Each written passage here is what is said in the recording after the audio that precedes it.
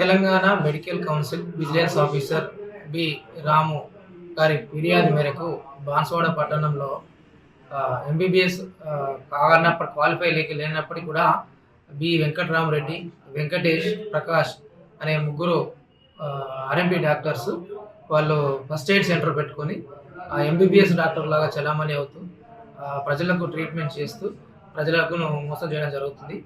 అయితే దీనిపైన Telangana vigilance officers raid చేసి వారి యొక్క ఎన్రోల్మెంట్ మరియు వారి యొక్క సర్టిఫికెట్స్ అన్నీ క్షుణ్ణంగా పరిశీలించి వెరిఫై చేసిన తర్వాత వీరు అర్హులు కాదని చెప్పేసి ఇల్లీగల్గా ట్రీట్మెంట్ ఇస్తున్నారని చెప్పేసి వారు ఫిర్యాదు చేయడం జరిగింది.